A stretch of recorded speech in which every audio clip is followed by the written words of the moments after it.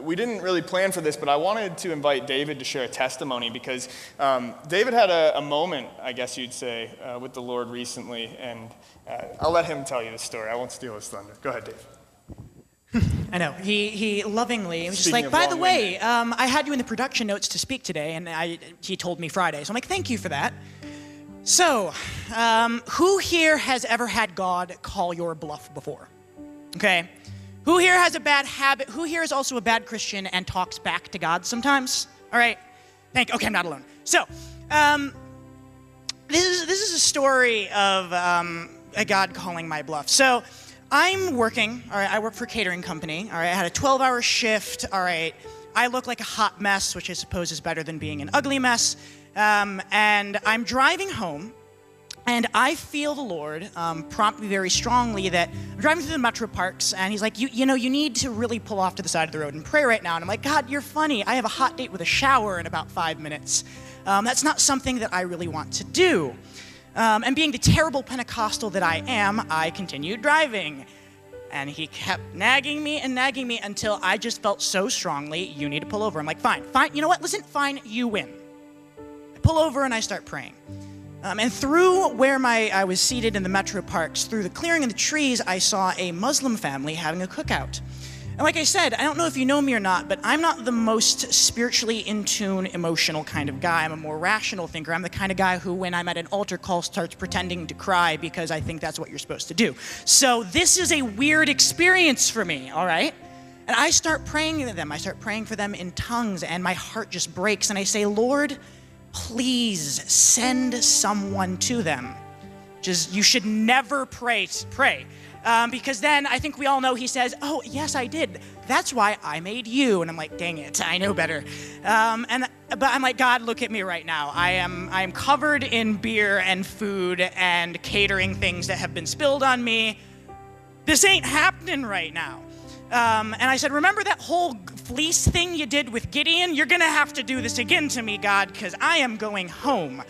And I said, but Lord, if you open the door, I will obey. And with my faith the size of a mustard seed, I got back into my car and drove to my apartment.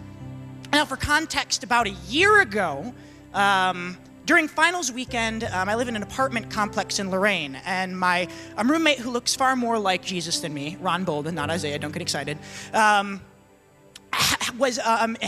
dude, there's this elderly Muslim lady that has no help moving, and we gotta help her. I'm like, I am a student, and I'm drowning in finals, I'm not doing this right now, but we took time out of our lives to help her move in. This was a year ago. I haven't seen her since. Now, fast forward a year, I drive into the parking lot, and who is sitting on the curb of the apartment but Flora, the elderly Muslim lady, and me getting out of my car, avoiding eye contact, trying to shuffle the thing. She flies up, gives me a big hug. David, I remember the thing you do for me a year ago. You're a good man, strong man. Where is your handsome friend? Good, yeah, good. And the next thing I know, I'm invited over for coffee the next morning. Because she just wants to hear what I have to say. This is out of nowhere. I'm just trying to get into my apartment. And as I'm walking back to the apartment complex with her, a car pulls up. Guess who gets out of the car? Two women who I recognize from the park that I was just praying over, who apparently is her daughter and grandson. And she looks at me and she said, oh, have you met my daughter? Very, very, very good, very strong man. Marry him, maybe? Oh, no. I'm like, no, okay, listen, please, listen. And the next thing I know, she's just like, I remember you. You helped me carry grocery. Yes, you helped me carry grocery. You're going over to Grandma's house for I'll come over for the coffee too. Next thing I know, I have a date with two Muslim ladies over coffee to hear what I have to say. The next morning, I go over there and I share a cup of delicious Arabic coffee with them, and their hearts break. Specifically, Flora, who was the elderly lady. She's been really struggling. So the Holy Spirit really has been working on her so strongly. She asked about church. She asked about my faith, and she had no idea why a college student like me, a year ago, would take time out of his life to help her. She had no concept of that. Guys, this is the real world. This is the life we live in. It says in Revelation 7:9 that every tribe and tongue is going to be around the throne. Here's the thing, you don't have to go overseas anymore to reach out to every nation. If you're waiting for Jesus to come back, he can't come back until that prophecy is fulfilled. And all you need to do is act in obedience to reach out to the people around you. Guys, this wasn't my faith that did this. All this was me obeying and God calling my bluff. This stuff happens. This is what the Christian walk is. And honestly, I'm just excited that I get to be a part of it. This is the adventure of our faith that we get to live in every day.